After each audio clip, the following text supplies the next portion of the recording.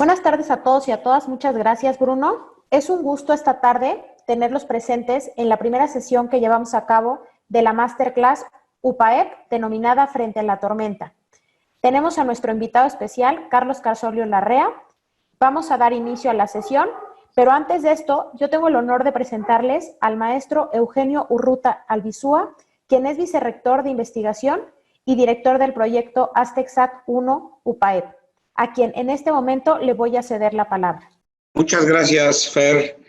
Pues bienvenidos a todos, gracias por estar conectados. Creo que vamos a tener una charla muy interesante. Le hemos denominado Masterclass, pero el formato que haremos es más de diálogo, tratando de resaltar algunos puntos interesantes de la vida de Carlos y las metáforas que podamos sacar entre la montaña, la vida y lo que estamos viviendo en este momento con el tema del virus.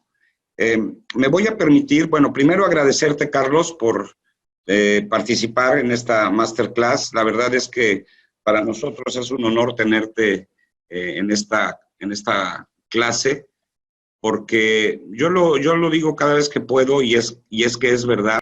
Para mí es un gusto presentar a Carlos porque sí lo considero, y creo que muchas personas, como el más grande deportista que ha tenido México, desgraciadamente en un deporte poco seguido, poco conocido, poco practicado, aunque tenemos alpinistas de primer nivel, y bueno, también porque en su momento, pues, Carlos, pues, brilló con las estrellas más brillantes del universo del alpinismo.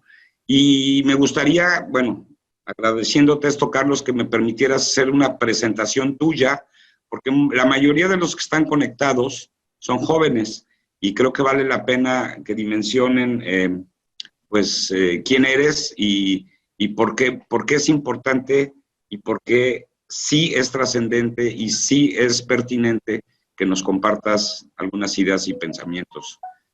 Como se mencionó, el nombre de Carlos es Carlos Carsolio Larrea, es nacido en el DF, Chilango, y pues fue el cuarto ser humano en hacer cima en los 14,8000.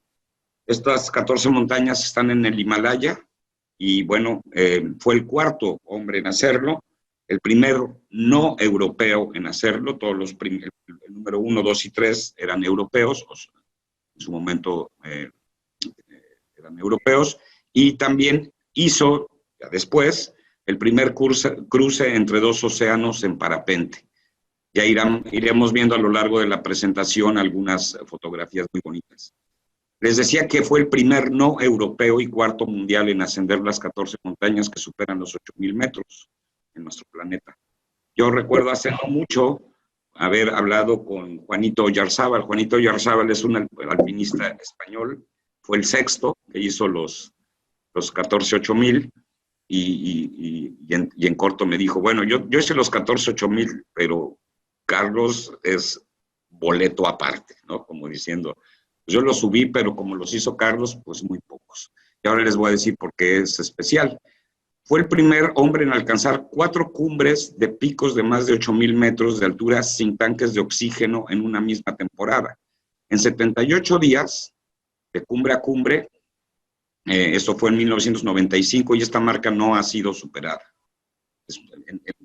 En 2 meses y medio haber hecho 4 picos de más de 8,000, pues es verdaderamente una hazaña. Hizo el primer ascenso mundial en 1985 a los 22 años al pilar sudeste del Nanga Parbat, que tiene 8,125 metros en la pared del Rupal. Es el más grande precipicio de roca y hielo en el mundo. Esa ruta no ha sido, nadie la ha vuelto a hacer desde entonces. Tiene el récord de velocidad de ascenso, o a lo mejor, no sé si ya se haya superado, pero en su momento 3 récords de ascensión a picos de más de 8,000 metros de altitud. Ha sido el único en escalar 7 de los picos de más de 8,000 metros en solitario, o sea, solito, sin alguien que lo acompañara en la trayectoria, al menos de la llegada a la cima. 2 de ellos por nuevas rutas de alta dificultad técnica. Fue el primero en establecer nuevas rutas de alpinismo vertical en las grandes paredes de la isla de Baffin, en el Círculo Polar Ártico. Y como les decía, en 2006-2007 lideró la primera travesía de un continente de océano a océano en parapente, sin motor, eslabonando una línea de GPS a lo largo del eje neovolcánico, un reto de nivel mundial realizado por un equipo de mexicanos en territorio mexicano. Y ya en su momento a lo mejor nos dirá un poquito más de esta expedición. Y aquí pongo un resumen de los picos que alcanzó en qué año y qué altitud cada uno de ellos. En 1985 el Nanga Parbat, que es la pared esta que ya mencioné, 8.125 metros de altitud. 1987 el Shisha Pagma, me parece, Carlos, que esta foto es en esa cima, ¿verdad? Sí. La que se ve aquí. En 1988 el Makalu, en 1989 el Everest, sin oxígeno. Bueno, todas las expediciones, todas las cimas las alcanzó sin oxígeno. En 1992 el Kanchenjunga, solitario. El K2 en 1993, con 8.611, el segundo pico más alto del mundo. En 1994 el Lhotse, también en solitario. En 1994 el Choyu, también en solitario. El Broad Peak, también en solitario, de 8.047 en el 94, en el 95, y aquí es donde se hilan los 4 picos, ¿verdad?, en una temporada. 1995 el Dhaulagiri, en solitario, en el 95 también el Annapurna, que de hecho fue la primera cima de más de 8.000 metros alcanzada por el hombre, por un francés, Maurice Herzog, y en 1995 también el Hayden Peak, y también el Gasherbrum 2, de 8.035 en solitario. Y en 1996 el Manaslu.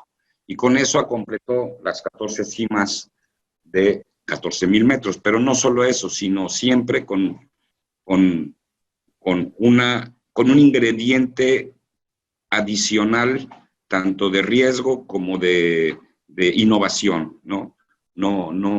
No siguiendo rutas conocidas o probadas, sino, como mencioné, muchas de ellas fue abridor de nuevas rutas. Pero también es empresario, aquí pongo su página, consultor de empresas, evidentemente es un gran motivador para formar líderes, y algo que yo sé que a Carlos también le satisface tanto como el alpinismo es su trabajo artístico.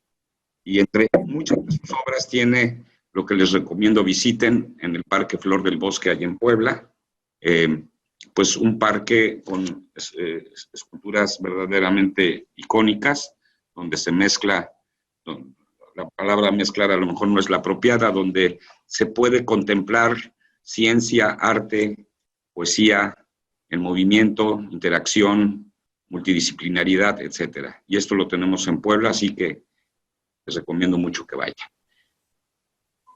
Y bueno, finalmente una foto de una de las esculturas ahí en Flor del Bosque. Su hija está arriba, una gran bailarina, y pues como ven, tiene una gran calidad artística, tanto la obra como la fotografía.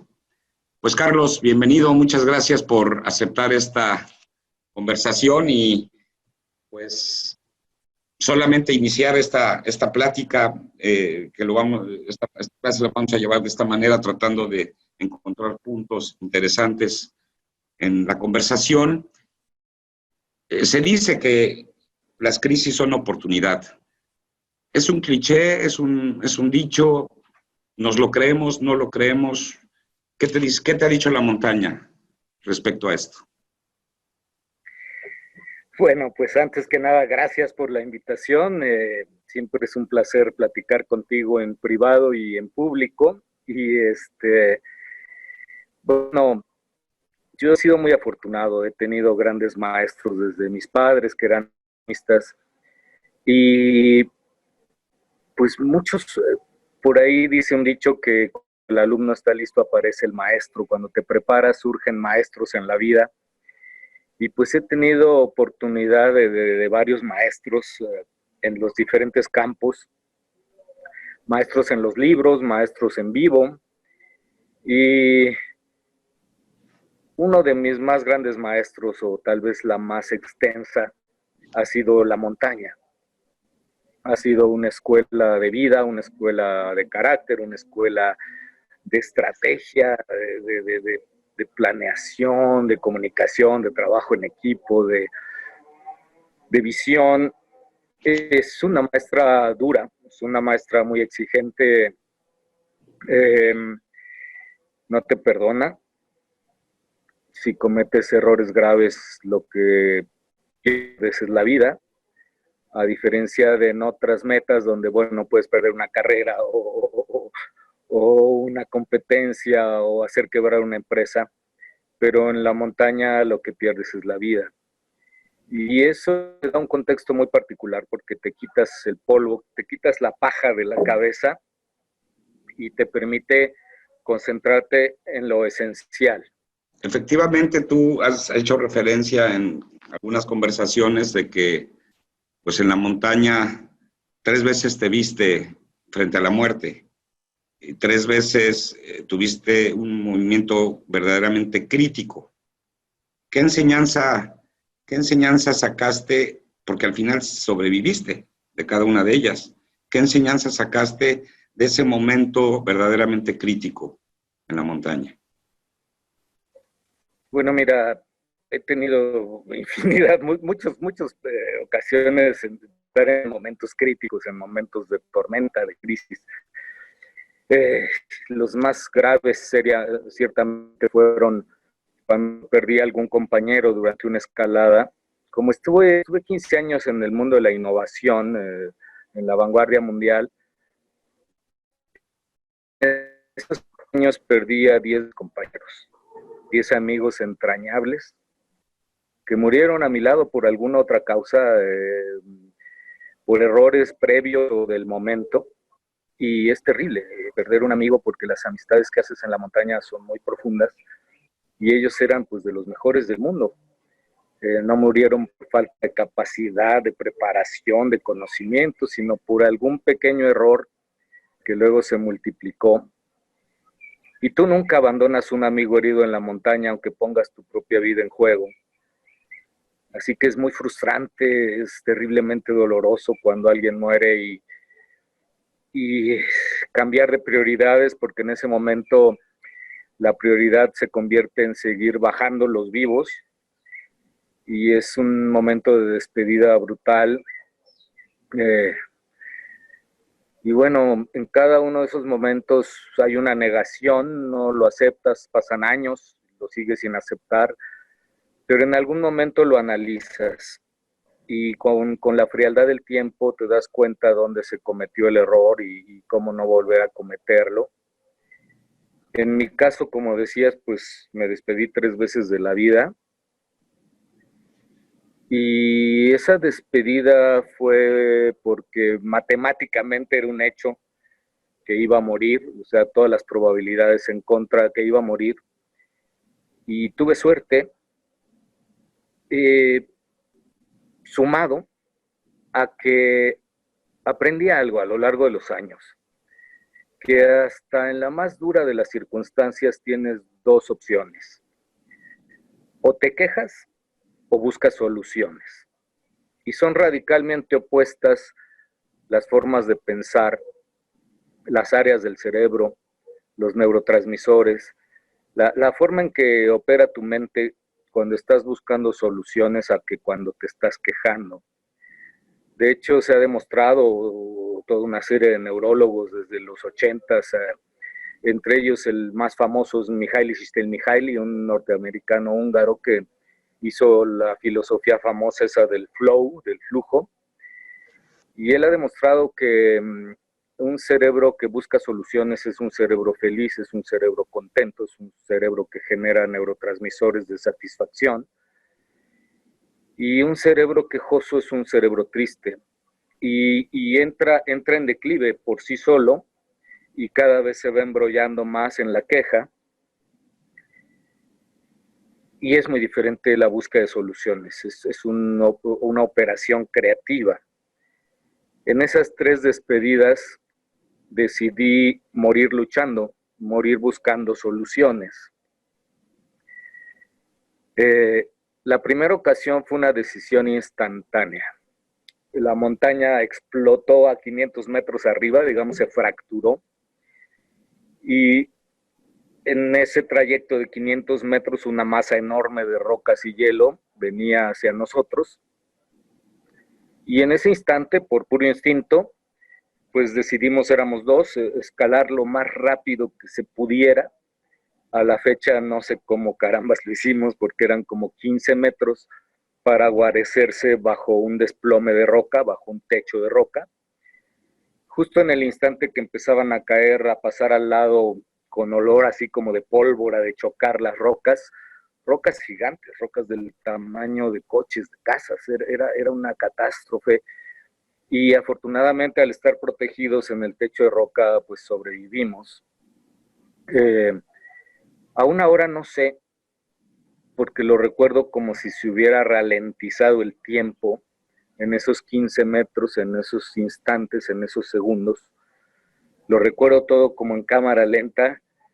Y bueno, yo estoy muy metido en la física y dura Einstein y demás. Y a veces siento que sí ralentizamos el tiempo en ese momento. Y bueno, luego continuamos escalando y fue una escalada muy, muy exitosa. Las otras 2 veces que me despedí de la vida fueron muy distintas. Uno fue muy lento. Yo había cometido errores, había estado mucho tiempo en gran altura sin tanques, con condiciones de viento terribles, y decidí continuar hacia arriba. Eso fue la 5ª montaña más alta del mundo, el Makalu. Y al regreso de la cima venía yo muy, muy mal, era de noche, había tormenta, bueno, no tormenta, era un viento con rotor, que genera spin drift, que genera nieve revuelta, no ves nada, era una noche oscura. De vez en cuando, rara vez lograbas ver algunas estrellas. Eran condiciones muy extremas, muy baja temperatura, y yo me sentía muy mal, no sabía qué tenía, me costaba muchísimo trabajo respirar, y cuando logré llegar a refugiarme en una pequeña tiendita que había dejado, me guarecí ahí y me quedé dormido. Cuando me incorporé unas 2 horas después, una cosa así, no me podía mover, respiraba con gran dificultad, empecé a escupir y a toser muy fuerte, escupía con sangre, era rosado todo lo que escupía, y eso era el significado de un edema pulmonar avanzado. Y de todo lo que yo había leído de edemas y visto morir amigos de edema, pues sabía que yo ya estaba muerto, ya no tenía oportunidad en ese avance, en un edema tan avanzado, ya no había probabilidad de sobrevivencia. Estaba yo todavía a 7,900 metros y me podría haber quedado en una muerte cómoda, ahí sentado en la pequeña tienda, pero decidí salir y morir buscando soluciones.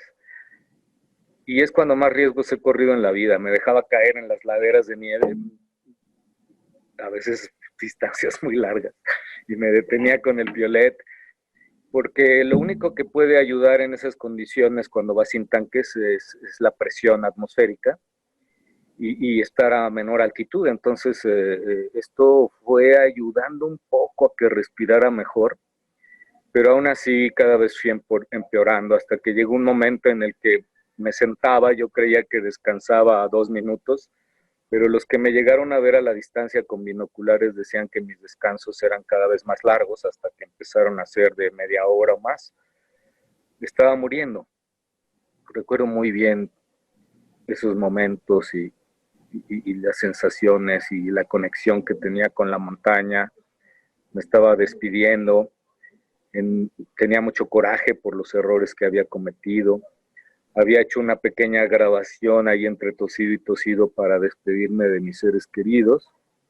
Y bueno, ya estaba cerca de la muerte. Y tuve la fortuna de que alrededor de 7,200 metros, unos grandes amigos españoles, catalanes, ellos sí iban con tanques de oxígeno, me encontraron, porque yo me crucé con la ruta normal y allí pues me rescataron. Me pusieron oxígeno, me metieron una bolsa de dormir, me arrastraron por la montaña, me fueron bajando y en las últimas logré sobrevivir. Y la otra ocasión fue una decisión. Era de noche, igual un descenso terrible en el K2 después de haber perdido un gran amigo, una tormenta que llevaba días de noche. Me equivoqué en el descenso, me fui hacia unos acantilados, no tenía energía para regresar, pero yo intuía, mi instinto me decía que había algo más del otro lado. Decidí confiar en el instinto y saltar. Fue un salto al vacío y afortunadamente pues sí era una grieta, lo que le llamamos una rimalla, y logré caer del otro lado, donde al poco tiempo, por el esfuerzo, me desmayé, perdí el conocimiento. Cuando desperté, creí que estaba muerto, era oscuro, se veían las estrellas, algo que no había sucedido en días, y yo dije, wow, pues esto es la muerte, estoy muerto. Pero no, en eso mi cerebro racional dijo, no, son estrellas. Eso quería decir que había pasado la tormenta, que en ese momento podía orientarme, y ciertamente me pude orientar, así, seguía haciendo mucho viento, volvió a llegar nube, volvió a taparse todo, pero esa fue los escasos momentos de oportunidad, aprovechar la oportunidad para seguir bajando. Y bueno, después de una peripecia de otros días, logré sobrevivir.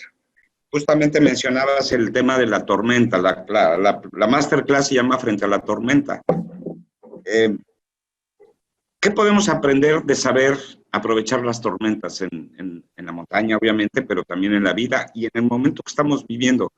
¿Se puede sacar provecho de una tormenta? Mira, yo aprendí que lo más normal en una montaña son las tormentas. Por eso tienen nieve, por eso son blancas.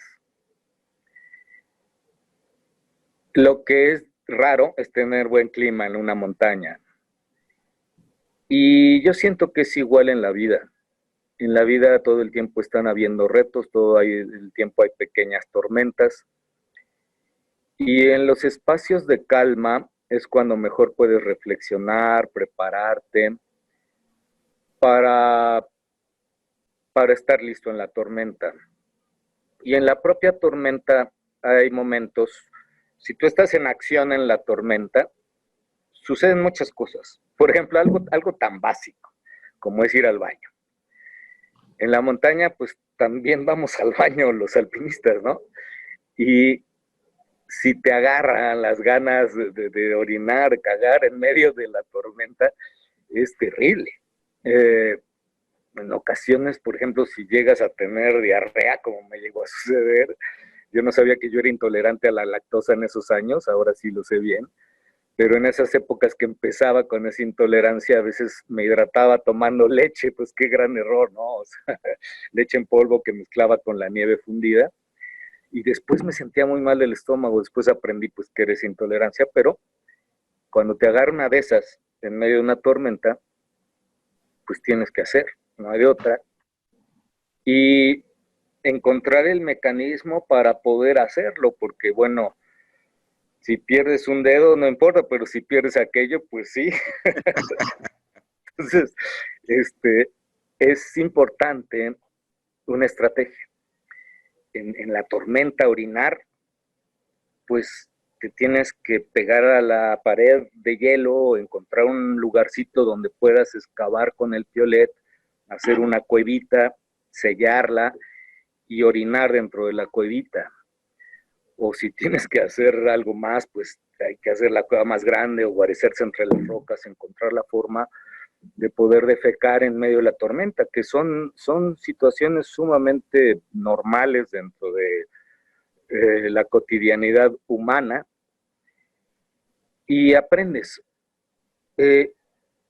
La clave es adaptarte a la tormenta. Nunca puedes hacer que la tormenta se adapte a ti. es demasiado poderosa. El momento en que entiendes la adaptación a la tormenta.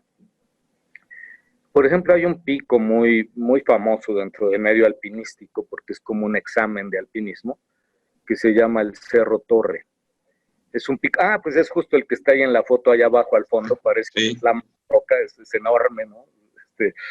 Es un colmillo granítico gigantesco, azotado por tormentas, donde hay estalactitas de hielo de alta dificultad técnica, donde además tienes que ser muy veloz porque tus ventanas de buen tiempo son muy breves, el viento es tremendo, y esa montaña para mí era un sueño desde niño, cuando por primera vez vi una fotografía de esa roca gigantesca, de esa flama de piedra. Y hay quien le llama el grito de roca, es como un grito de lava al cielo, un grito de granito, y me costó 8 intentos a lo largo de 2 temporadas. En cada intento tal vez logramos llegar cerca de la cima en algunos, pero hubo que tomar la decisión de bajar, porque hay una línea intangible que le llamamos la línea de la muerte, que es subjetiva, está basada en tu experiencia, en tu instinto, tu conocimiento, que si tú la rebasas, podríamos haber hecho cima, pero no bajar vivos. De manera que tú decides en qué momento bajas, esperas y te preparas mejor. Y generalmente la espera es en mal tiempo, es en tormenta. La base del Cerro Torre hay unos glaciares y ahí haces una cueva y ahí te guareces en ocasiones durante semanas. Normalmente cuando has abastecido esa cueva, o sea, llevaste cosas desde más abajo, desde el bosque o desde el pueblo, pues has llevado algo de comida y algunas cosas, tal vez un pequeño ajedrez, un libro, y estás ahí con tu compañero de escalada, tus 2 compañeros, porque el alpinismo de alto nivel es de grupos muy pequeños, o solitario. Estás guarecido en la cueva a la espera de cuando termina la tormenta. Esa espera, como te decía, puede ser muy larga, semanas. Es tremendo. Te entra lo que se llama fiebre de cueva o cabin fever, ¿no? Fiebre de cabaña, que es una cuestión psicológica donde la gente empieza a conflictuarse consigo mismo y con los demás. Pero yo he encontrado que es al revés. Las tormentas son las oportunidades del encuentro contigo mismo, de reflexionar, de profundizar, de analizar cuestiones de tu vida, cuestiones de tus relaciones con los demás, cuestiones de tu relación con tus retos, con la montaña. Y son épocas de preparación, de aguantar, de tener paciencia, resiliencia. Así que bueno, pues juegas ajedrez, lees el libro, lo relees, agrandas la cueva de hielo, haces banquitas, haces grabados. Bueno, yo hacía grabados en las paredes, esculturas de hielo ahí, y vas usando tu tiempo, pero a la vez no dejas de prepararte. Dentro de la cueva haces ejercicios, haces estiramiento, haces lagartijas, haces todo lo que puedas para seguir que tu cuerpo siga preparado. Pero lo más importante es empezar a subir antes de que termine la tormenta. Esa es una de las claves más grandes del éxito que yo tuve. Cuando de joven empecé a tener éxito a nivel mundial en los picos de Himalaya, pues yo era muy joven, escalé el abismo más grande del mundo cuando tenía 22 años, y uno tras otro fueron éxitos, y en el mundo del alpinismo europeo pues nunca se había visto algo así, que un mexicano apareciera por ahí con su sombrero y demás en esos niveles. Y empezó a haber una cierta crítica en las revistas, ¿no? O una inquietud así me empezaron a llamar el mexicano con suerte, porque resulta que siempre que hacía cima en esas primeras ocasiones tenía buen tiempo, pero no es suerte. Yo lo había venido aprendiendo a lo largo de los años y lo aprendí más de mi gran maestro Jurek Kukuczka, el mejor alpinista de la historia desde mi punto de vista. Jurek se había convertido en mi maestro en el Nanga Parbat, que escalamos juntos, y él tenía un sistema muy, muy eficiente de una curva barográfica. Con el barómetro iba tomando mediciones del comportamiento y con su instinto, sus conocimientos, preveía cuando venía un frente de buen tiempo, un aumento de presión. Era una combinación así entre intuición y conocimiento científico, práctico, y eso pues lo aprendí, así como de los marinos. Y con esa información empezábamos a escalar antes de que terminara la tormenta. De manera que estábamos muy bien posicionados cuando mejoraba el clima, la parte de la llegada a la cima se facilitaba. En cambio, los que empezaban a escalar cuando ya había llegado el buen tiempo, tenían mucho más alta probabilidad que los agarrara la siguiente tormenta en el ascenso y no lograran subir. Y eso se convirtió en una norma, en algo muy común, en algo que aprovechaba. Y eso nos lo enseña la naturaleza. Hay el barómetro más raro que se haya inventado en la historia, por allá de hace 150 años.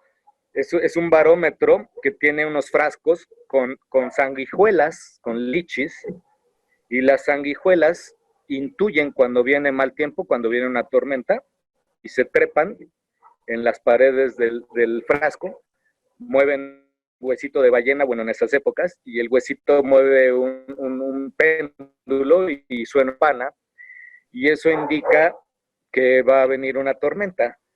Las sanguijuelas saben cuando va a venir una tormenta. Los elefantes sabían cuando venía el tsunami y se treparon a los cerros en Sri Lanka. Y los humanos, cuando lo ejercitas, también sabemos cuando viene la tormenta. Tu instinto dice cuando viene un riesgo, cuando hay una grieta, cuando te van a asaltar, cuando en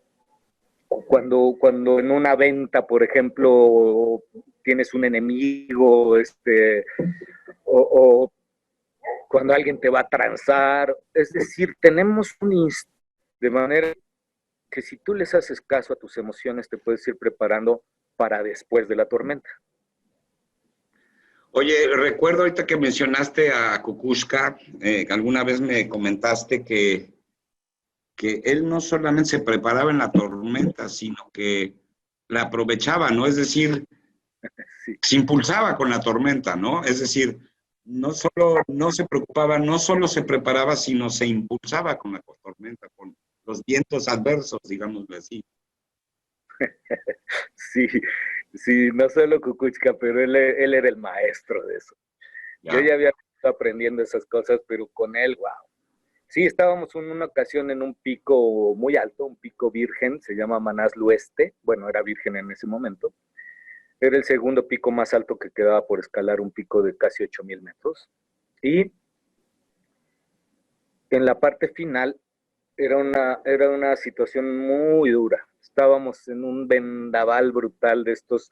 El jet stream había bajado, a la corriente de chorro de gran altitud había bajado, chocó con la montaña y era un viento brutal. Nosotros estábamos en la cara contraria, digamos, el viento venía del oeste, nosotros estábamos desde el lado este, y el viento rotoreaba, es decir, chocaba con la montaña y hacía olas, hacía rotores tremendos, ¿no? Rotores cargados de nieve y que amenazaban con tirarte de la montaña. Entonces, yo venía junto con mi otro amigo, éramos tres, era Arthur, los dos jóvenes éramos luchando con esa fortaleza de la juventud, y Kukuczka no.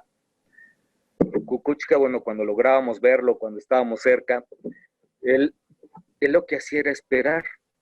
Cuando las ráfagas estaban más turbulentas, estaba detenido, colgado, agarrado lo mejor posible, gastando la menor energía, y de repente, cuando la corriente ascendente era la apropiada, Kukuczka escalaba rapidísimo hasta que se acababa la ráfaga, ahí se volvía a agarrar, se posicionaba a esperar la siguiente ráfaga. De manera que gastaba muy poca energía, tenía una enorme eficiencia, un gran conocimiento.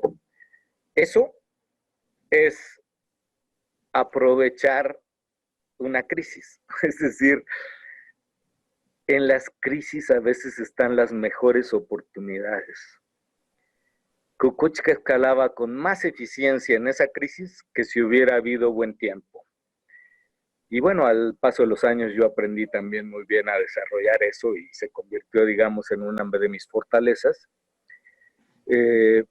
Y también en un modus operandi. Ver con un pensamiento muy abierto, muy creativo, cero quejas. ¡Wow! O sea, hay una crisis. ¿Dónde? ¿Dónde está la oportunidad? Y es fantástico. Eso lo había aprendido desde joven con otro tipo de experiencias y otro tipo de errores, pero se convirtió en una cotidianeidad y lo sigo aplicando en mi vida. Oye, Carlos, me pregunta aquí una persona, Alonso Hernández, ¿cómo sabes en qué momento rendirte y esperar para volver a intentarlo? Es muy buena pregunta, es lo que les decía hace un rato de la línea de la muerte, ¿no? ¿Dónde está tu línea en la que sigues escalando o mejor te bajas? Aunque puedas llegar a la cima, si no tomas la decisión de bajar, podrías no bajar, morir. Ese es en base a tu experiencia, o sea, es de a poquitos. Yo no podría haber escalado lo que escalé si hubiera pensado que lo iba a escalar cuando era niño, ¿no? Para mí eran cosas muy lejanas, eran de los héroes que leían los libros, y fui logrando metas cada vez más complicadas hasta que pude soñar en realidad de que podría lograr esas cosas que habían hecho mis héroes. Pero todo es paulatino, son pasitos, son avances, y entonces en cada avance tú sabes hasta dónde. Hablando con jóvenes universitarios como todos ustedes, pues yo seguido uso el símil de que para meterte a una pared, a una gran pared de roca y hielo, solo lo haces cuando estás preparado. Es como si fueras al examen de física o de matemáticas y no fueras preparado, y si no sacas 8 te matan.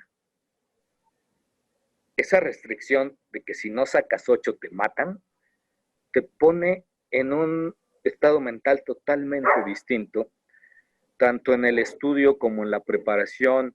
Ya no vas a ir al examen a ver qué te cae del cielo o a ver a quién copias, sino que solo vas al examen si estás preparado, porque si no te mueres.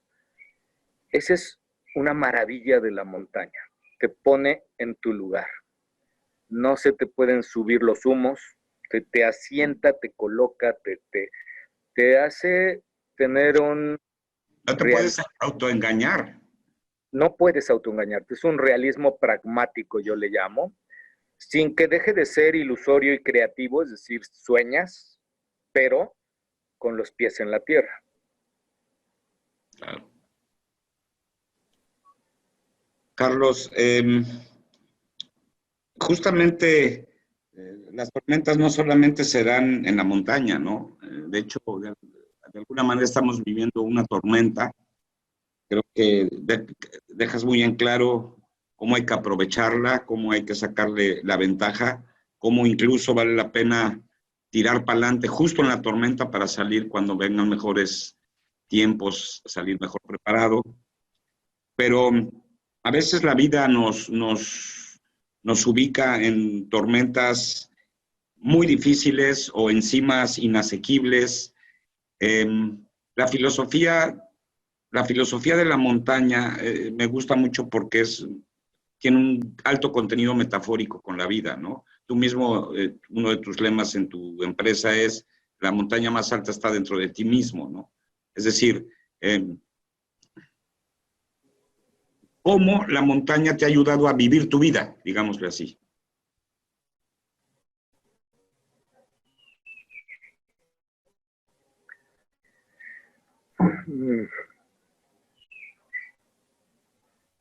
Yo he estado en tanto de la montaña como de la crisis de todo tipo, ¿no? Como todo el mundo. O sea, de joven, pues muchas crisis económicas, ¿no? En toda mi carrera deportiva yo era un bagazo, escalaba y escalaba a la vez que hacía la carrera universitaria y siempre andaba corto de lana y etcétera. Pero aprendí. Eh, yo venía de una familia donde nunca nos faltó nada, pero nunca había para lujos, para comprar el equipo tan sofisticado, los viajes de alpinismo. De hecho, en esa foto que está ahí, estoy muy chavo, fue escalando en las paredes del Dorado Canyon, allá en Colorado, en las Rocallosas en Estados Unidos. Y todo ese equipo que traigo colgado, la gran mayoría fue fabricado con mis manos. O sea, yo diseñé las piezas mecánicas, lo que le llamamos Friends. Todo este equipo fue fabricado en casa. Incluso llegué a desarrollar piezas con tal que pues logré venderlas, con eso logré financiar otras cosas. Que el hábito no hace al monje, tú te preparas. Yo hacía piñatas escultóricas cuando era niño, siempre me atrajo la escultura. Uno de mis dos primeros grandes libros, uno fue de un gran explorador polar, Shackleton, y el otro fue una biografía novelada de Miguel Ángel. Y bueno, la escultura siempre estaba ahí y empecé a hacer piñatas escultóricas a la medida de mis clientes. Las podía vender, según yo, pues muy bien pagadas. Y con eso financiaba y me compraba equipo de escalada.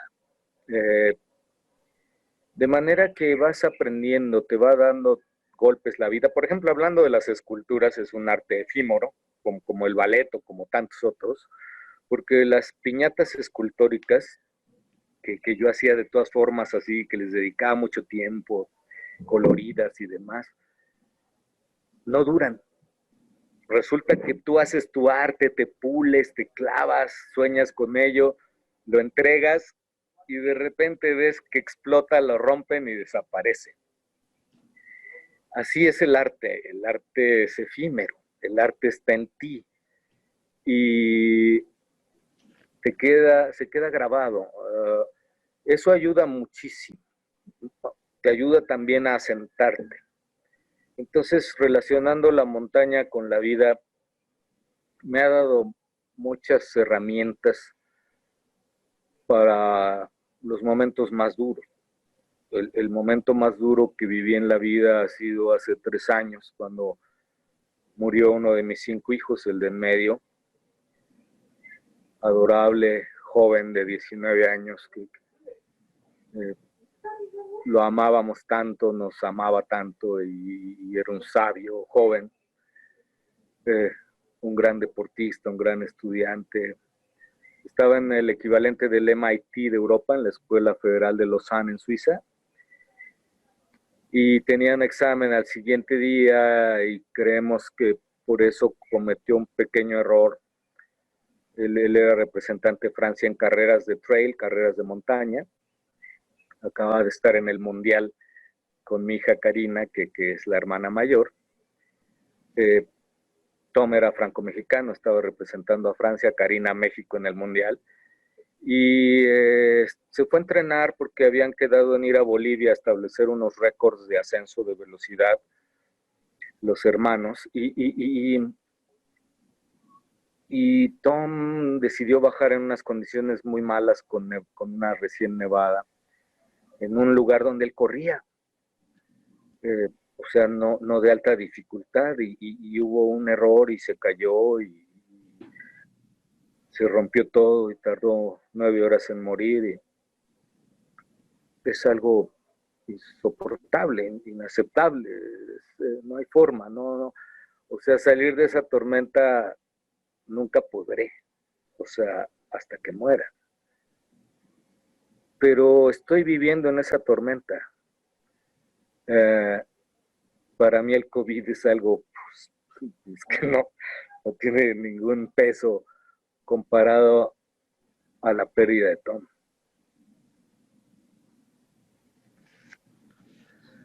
Definitivamente, Carlos.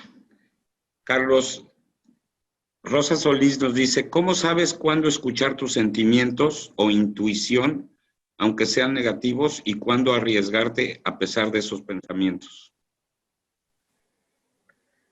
Yo siento que tu intuición nunca es negativa. Es una señal, es un aviso, es un algo. Y muchas veces la educación occidental, que ya casi en todo el mundo se educa occidentalmente, se ha vuelto sumamente racional desde la época de la Ilustración. Y el lado instintivo, el lado emocional se ha venido dejando de lado. Cuando antaño se educaba, se fortalecía desde la niñez, y el instinto es algo importantísimo. Entonces, mientras más joven recuerdes eso y trates de tú mismo desarrollarlo, vas entendiendo hasta dónde tu instinto tiene razón y hasta dónde ya no, donde es una ilusión. Entonces, aprendes, respondiendo a la pregunta, a encontrar dónde está ese punto. Pero no es de golpe, no es con una receta, es que tú vayas encontrando tu receta poco a poco, experimentando, tomando riesgos cada vez más avanzados, y tú entiendes y encuentras hasta dónde tu instinto sí es la neta o es una cuestión más de autoengaño. Yeah.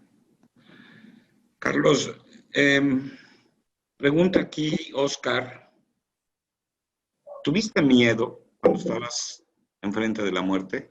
En esas 3 ocasiones, claro, sé que fueron más, pero en esas 3 tan claritas, ¿tuviste miedo? ¿Sabías a dónde ibas a ir? ¿Qué iba a pasar? Es decir, después de la muerte, claro. Cuando escalas en solitario, que estás colgando de una roca o del hielo, que si cometes un error, vaya, no traes cuerda, te vas al vacío. Muchas veces me preguntan qué miedo y qué sensación de estrés tan grande ha de haber en esos momentos. Y a mí siempre me extraña la pregunta porque es justo lo contrario. Cuando tú estás escalando sin cuerda en solitario, entras en estados mentales de profunda paz, de un equilibrio, como estar en la cuerda floja, en equilibrio, en el slackline. Es un estado introspectivo de profunda eficiencia, donde estás ligado, fundido con la montaña, eres parte de ello, y entonces con los años vas aprendiendo a ese estado mental, a esa forma de respirar, a esa forma de operar, que es sumamente clara, es eficiente, es orientada a la eficiencia, pero sin estrés, por naturalidad. Entonces, respondiendo la pregunta de los momentos cercanos a la muerte, no. Como yo venía practicando tanto tiempo eso, en los momentos más críticos es cuando más en paz operas. Cuando está muy, muy cercana a la muerte, operas con profunda paz. Y tienes esas 2 opciones siempre. Hasta el último instante de tu vida, tienes la opción de o te quejas o buscas soluciones.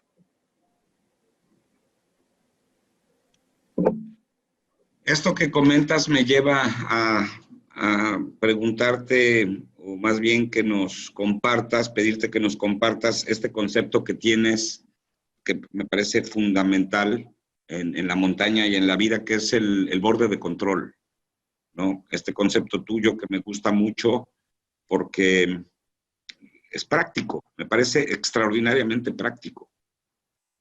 Sí, mira, antes de entrar al borde de control, déjame terminar la cuestión de los miedos, porque creo que es muy importante compartirlo con los jóvenes, que yo siempre cuando hablo con los jóvenes en esta época, siempre empiezo pidiendo una disculpa. porque resulta que las generaciones previas a la mía y la nuestra, les dejamos un mundo muy golpeado.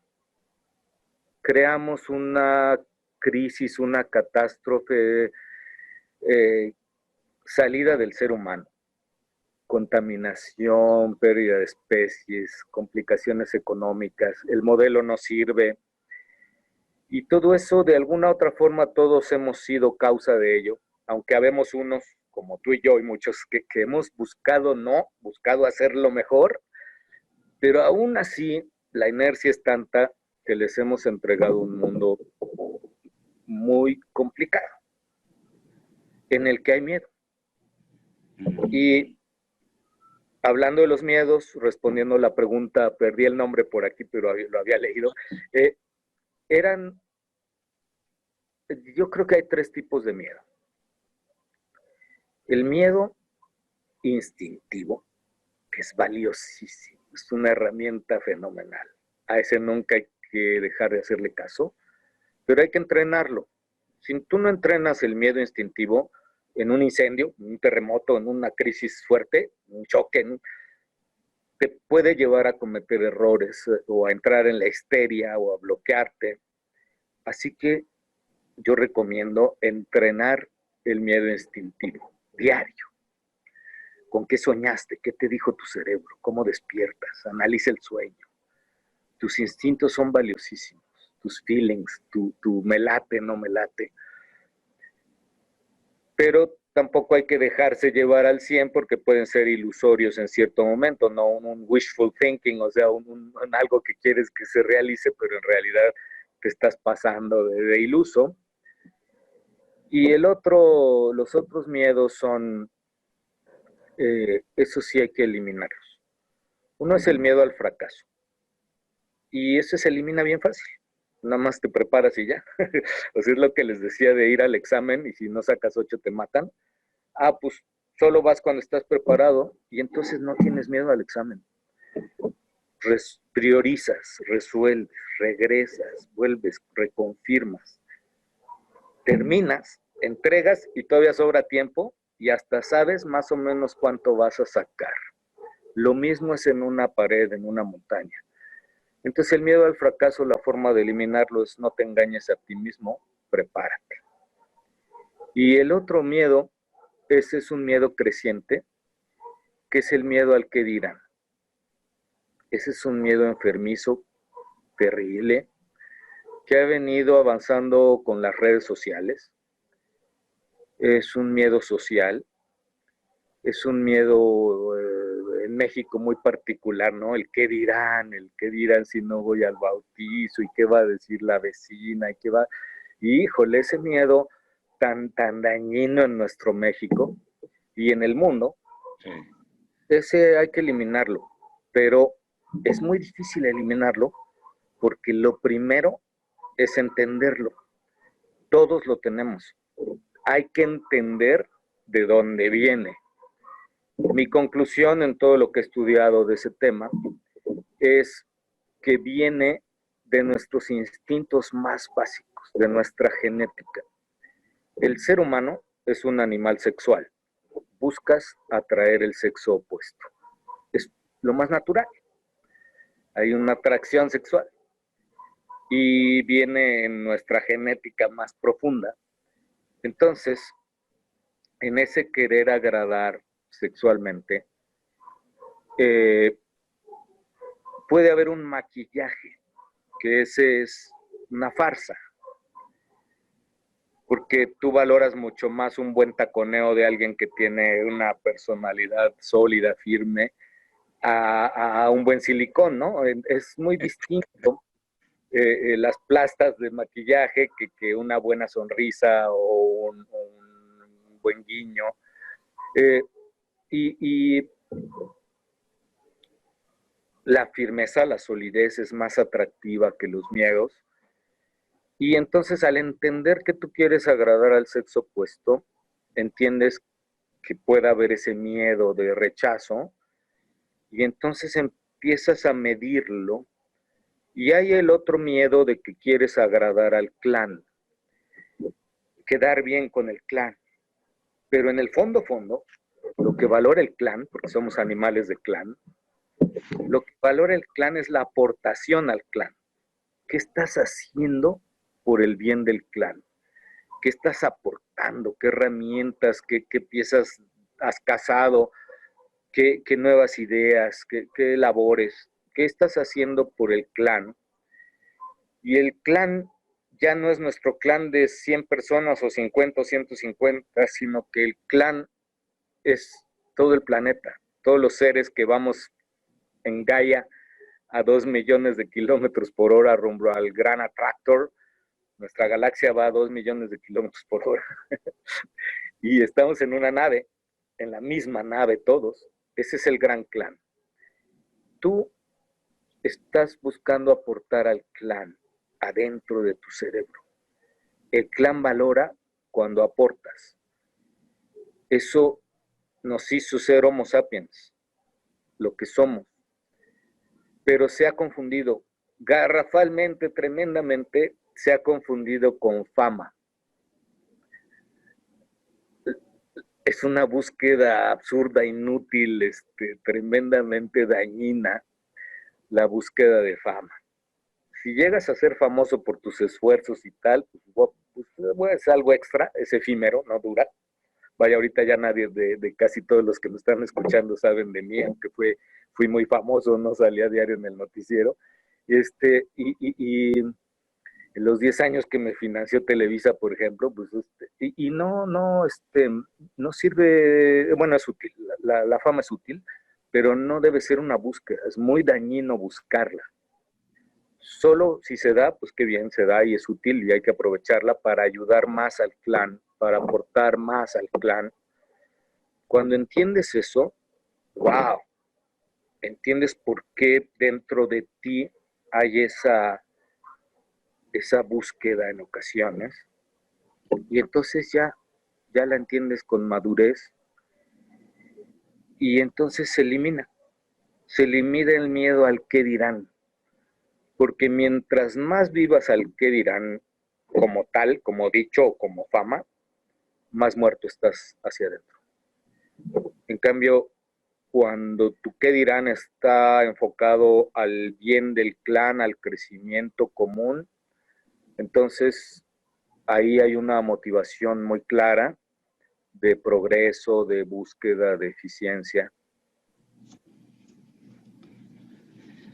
Ahora que tocas el tema del clan, y también te he escuchado decir cómo el pensar en los demás, el pensar en el clan, en el cercano, en el no tan cercano, en el global, genera mucha serotonina y eso genera felicidad. También me gustaría que los estudiantes que están conectados, las personas que estén conectadas, pudieran compartir contigo este trabajo social al que te interesa mucho, toda tu vida te ha interesado, y cómo justamente esto que mencionas, ¿no? en la montaña, tiene su parangón en la vida diaria, en nuestra vida como ser gregario, ¿no? Aquí tienes unas fotos muy bonitas de trabajo que has hecho en las comunidades no tan favorecidas de nuestro país, y bueno, seguramente no lo haces para segregar serotonina, pero sí te satisface mucho, Carlos. Sí, la serotonina es un regalo después.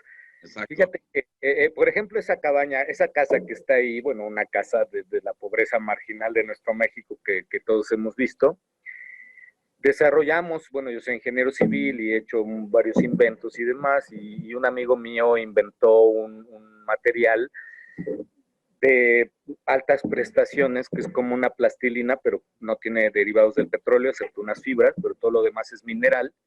Es una especie de concreto plastilina, llamémosle así, que es una masa que endurece como concreto, que no necesitas timbra, no necesitas moldes, la embarras así tal como les pedíamos a esta gente de esas comunidades. Mira, vamos a hacer esto, va a ser así, tú nos vas a ayudar. Entonces, prepara tu casa para recibir el material y entonces la enmallábamos con malla de gallinero, generábamos dalas, cimentación, etcétera, de traves, columnas, y embarras este material y en una semana convertías una vivienda marginal en una vivienda que se volvió patrimonio, porque después ya inclusive sobre esas casas obtenían un crédito, por ejemplo, detrás de nosotros venían Electra y todas esas, porque ya convertía en patrimonio esta vivienda de cartón. Entonces fue un esfuerzo muy satisfactorio, enormemente satisfactorio. Una ocasión una señora en una comunidad muy humilde en las sierras de Veracruz, un paisaje precioso tenía en su casa, y un día que estábamos ahí junto a sus porquerizas, le dije, oiga señora, ¿qué paisaje tiene? Qué privilegio ver esto todos los días. Y la señora, un poco jorobada por la carga de la vida, volteó y se quedó viendo el paisaje. Y me dijo, ¿sabe qué? Yo no veo el paisaje, tengo muchos problemas. Y eso fue un golpe muy duro, ¿no? Después que arreglamos su casa, wow, esa es la serotonina. Regresamos una ocasión y la señora hasta estaba diferente, estaba más limpia, tenía su rebozo más colorido. Y me dice, ¿sabe qué? Ya veo el paisaje. Entonces,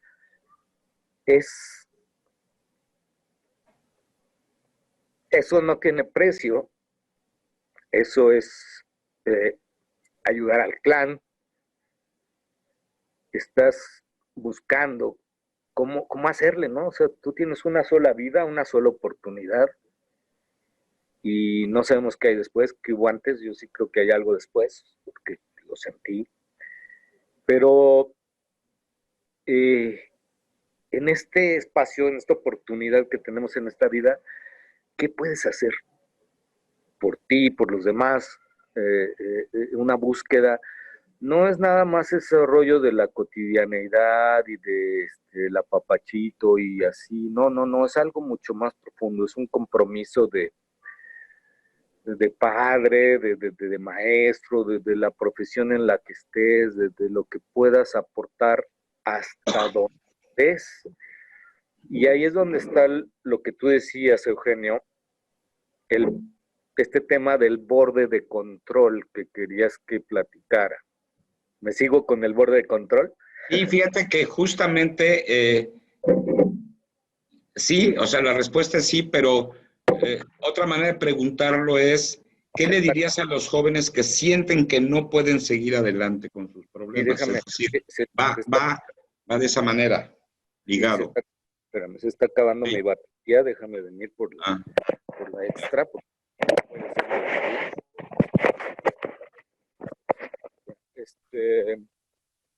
¿Sí me escuchas? Sí, sí.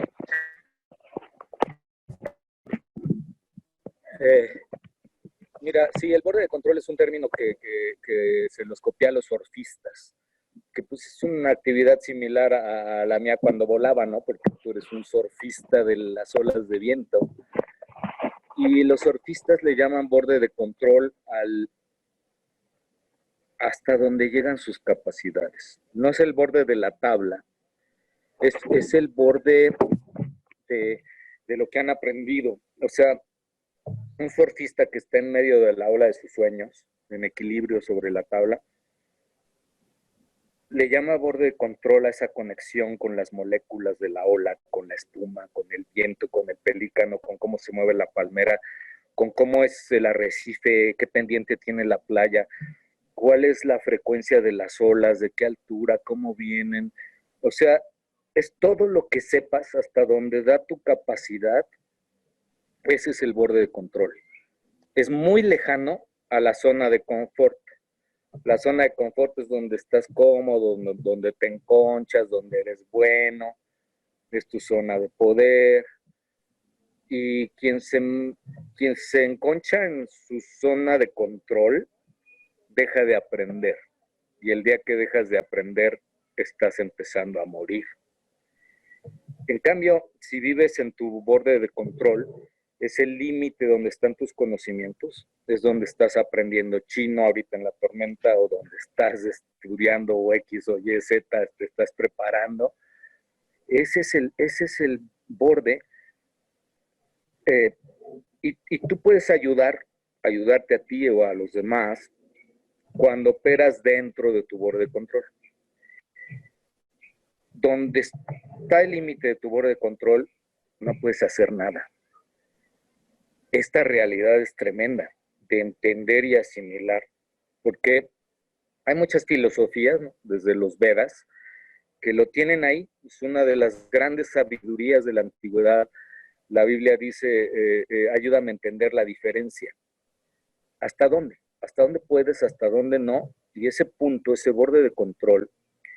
Por ejemplo, si en este momento están hablando de una niña en Michoacán, pues es algo terrible, a todos nos duele, es una cosa tremenda, pero no puedes hacer nada. Nada. Está fuera de tu borde de control. Entonces tienes una de dos. Sumas eso a tu borde de control, es decir, buscas donar en una cuenta para que eso disminuya o meterte en ciertas redes de apoyo o algo, para meter esa problemática a tu borde de control. Pero si en este momento está sucediendo otra tragedia, qué sé yo, en Indonesia, que se les junta el COVID con un volcán en erupción, pues no puedes hacer nada. Y ese entendimiento debe ser clarísimo, porque el bombardeo mediático es terrible y sientes que todo está catastrófico, todo se está cayendo y estás conectado todo el tiempo y no sirve nada, porque no puedes hacer nada de lo que quede fuera de tu borde de control. Por eso yo no veo noticias, yo solo leo resúmenes.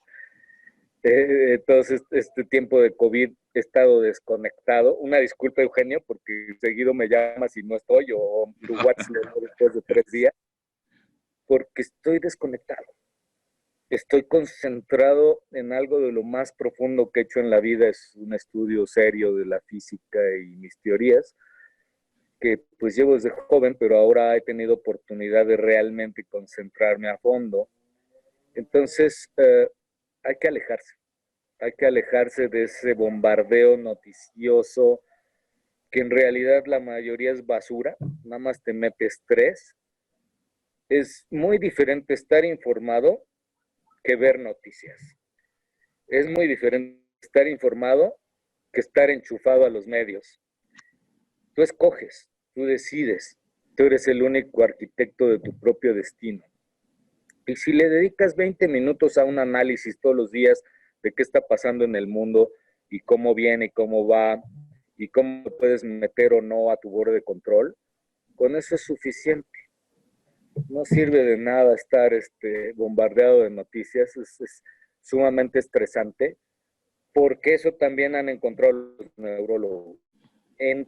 Hay una teoría tremenda que es la teoría de la aguja hipodérmica, que surgió de un señor de apellidado Laswell, después de la Segunda o la Primera Guerra Mundial, ya no me acuerdo cuándo, que tiene el título de su libro, es algo así como, no recuerdo bien, pero es algo así como estrategias mediáticas en la guerra, de cómo diseñaron estrategias para penetrar el cerebro humano, y resulta que la información entra como si te la inyectaran con una aguja hipodérmica, y luego no te la sacas.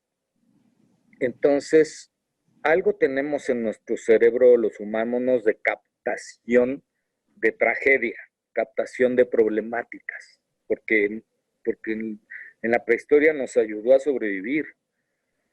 Pero, por ejemplo, esa es una oportunidad tremenda, esa foto anterior que pasaste, Eugenio, es una tormenta. En una de mis piezas escultóricas de Flor del Bosque, esa escultura es muy alta, tiene 15 metros, son varios pisos, y toda esa obra está dedicada a Pitágoras. Es una cuestión, es una flor, la flor mexicana, la Coconetla Cococazochitl, pero está dedicada a matemáticas. A la derecha tienes el teorema de Pitágoras, y están los sólidos platónicos, y están las curvas. Pero esa foto es aprovechar una oportunidad en medio de la tormenta. Tomé como unas 300 fotos en ese momento, en esa tormenta. La esperé, la busqué, porque ya habían habido otras, y me había dado cuenta que se iluminaban de cierta forma las piezas de tormentas. Entonces un día fui, ahora que creía que venía, estuve viendo cómo ubicar la tormenta en cierto lugar, a veces se daba mal. O sea, fue todo un estudio esa foto de días. Hermosa es O hermosa. semanas, inclusive. Es cierto que el pie me puse a tomar cientos de fotos a alta velocidad y una de esas salió. Ah, es genial. Pero no es churro. Están ahí los rayos, hay 2 rayos. Sí, Está sí, iluminada, tiene cierta iluminación. Entonces, hablando del título de la plática, ¿no? Es saber aprovechar una tormenta. así es, así es. Carlos, finalmente, una última pregunta de un muchacho. A ver, déjame recordar. No, es Fabiola Colón. Fabiola Colón que te pregunta, ¿qué les dirías a los jóvenes que sienten que no pueden seguir adelante con sus problemas? Pues mira, me causa pesar porque trasládate a momentos realmente duros. Londres, 1666. La fiebre bubónica venía golpeando desde el 65 y murió un cuarto de la población de Londres. Y además, para rematar, vino el incendio de Londres. En ese incendio se llevó a gran parte de la ciudad. Entonces, imagínate que un cuarto de tus seres queridos han muerto o de tus conocidos. Viene el incendio, la mega crisis, y tenemos 2 ejemplos muy claros que para mí son el antihéroe y el héroe. El antihéroe fue alguien que consideramos como héroe, es Isaac Newton. Isaac Newton huyó de la crisis, se fue a encerrar allá a su rancho y dice que se puso a pensar y le cayó una manzana en la cabeza. Cuando eso es una de las grandes falsedades de la historia, porque sucedieron otras muchas cosas que sería muy largo hablar, y su gran disque enemigo, que es realmente el más grande científico desde mi punto de vista que ha habido en la historia, que es Robert Hooke, él inmediatamente se puso a actuar. Después del incendio, una semana después del incendio, de que las últimas brasas estaban quemando, entregó un plano y todo un proyecto estratégico para la rehabilitación de Londres. Un plano de tal nivel de calidad y precisión y topográfica y estrategia de crecimiento y planeación urbana y cuestiones de colindancias y una cosa maravillosa que al final no fue ejecutado tan bien como lo había planeado Hooke.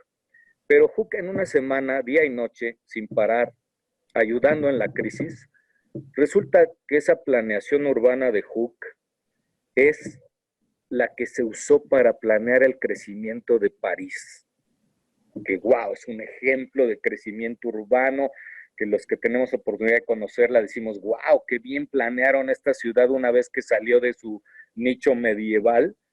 Bueno, pues esa planeación, los urbanistas se basaron en los planos de Hooke, que hizo en una semana después del incendio de Londres. Y esos planos se usaron para planear el crecimiento de Liverpool o de chorros de ciudades de Estados Unidos. Tan bien hecho está desde la postura de ¿qué hago? ¿Cómo ayudo en esta megacrisis? Hooke perdió familiares, estuvo en una situación tremenda. Toda la vida tuvo una joroba, toda la vida estuvo enfermo. Y ese hombre aportó tanto a la ciencia.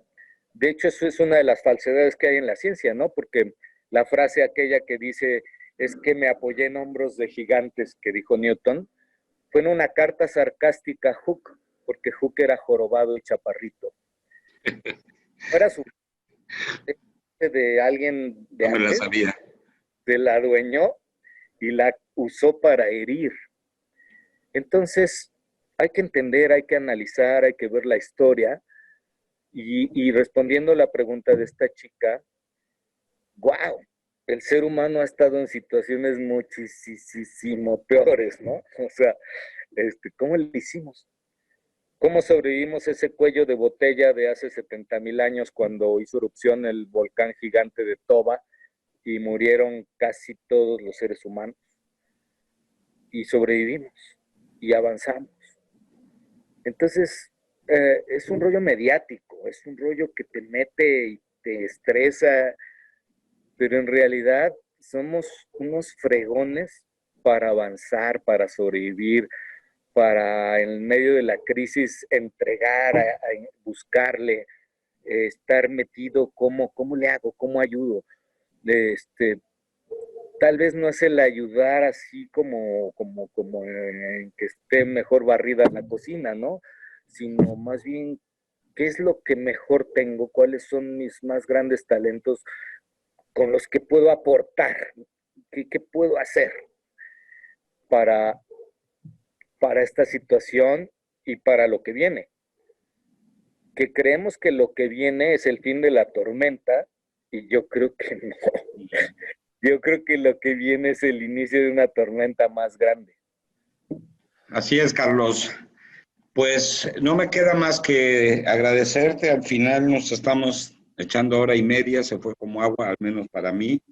Te agradezco profundamente este tiempo, compartir contigo, pues, el que nos hayas compartido no solo tu sapiencia de vida, sino también tu lucha contra tu montaña interna y contra la montaña de verdad, y que efectivamente sabemos, y me queda a mí al menos muy claro, que siempre eres un gran referente como mexicano, como persona, como deportista de primer nivel, un gran referente para toda la juventud, y aún para los que no estamos tan jóvenes, eres un gran referente que vale la pena emular, ¿no? Y a la UPAEP nos gusta, de verdad nos gusta compartir historias de triunfo, pero de triunfo profundo, ¿no? Más allá de una fama pasajera o más allá de algo de moda, sino lo que tiene un valor per se profundo. Y yo estoy convencido que tú eres un modelo a seguir, Carlos. A todos los participantes no me queda más que agradecerles, y no sé si, Carlos, quisieras despedirte con algún pensamiento, alguna idea. Dicen que si pones fe, las cosas acaban ocurriendo. También dicen que la fe mueve montañas. Pero, ¿qué se dice de la inspiración?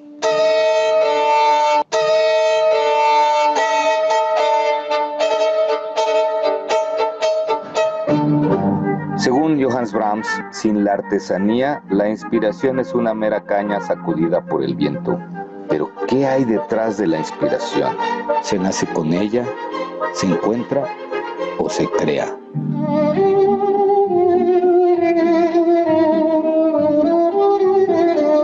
Picasso decía que la inspiración existe, solo que tiene que encontrarte trabajando. Soy Carlos Carzoli, alpinista y escultor. Estoy aquí para compartir mis experiencias de la montaña, construyendo el primer parque escultórico vivencial del mundo. Puebla fue mi inspiración por su naturaleza, su historia, sus tradiciones y belleza que aquí descubrí. ¿Qué tan difícil es transformar la inspiración en una realidad? Acompáñame en Los Inspiradores, la serie en la que exploraremos la inspiración desde múltiples ángulos, como el creativo, el espiritual, el artístico y el personal. La ciencia y la última tecnología nos dará datos reveladores que te sorprenderán. ¿Será posible que la inspiración saque lo mejor de ti? The idea of a loop in cement, it was crazy. So I was like, I wonder who's going to try it. And after that, I was like, I want to try it. The inspiration pushes you a lot. It's a pursuit of what you want to do. I really didn't know what to feel. I was like, no way, I actually did this. I hope that my passion for skateboarding inspires others. Mi cocina la dejo llevar por la naturaleza. Ella es la que hace mi menú. Me inspira a hacer platos con ingredientes que conversen entre sí, para sorprender al comenzar con sabores y texturas del bosque, de la milpa, de las faldas de un volcán, y todo eso en una cena. Mejor inspiración que esa, para mí, no existe. Como explorador, mi constante búsqueda de respuestas me trajo aquí.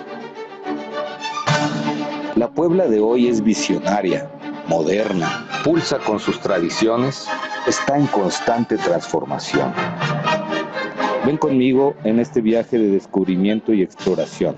Descubramos juntos los secretos de la inspiración que impulsa al espíritu humano a rebasar los límites de la imaginación. Aquí, en Los Inspiradores.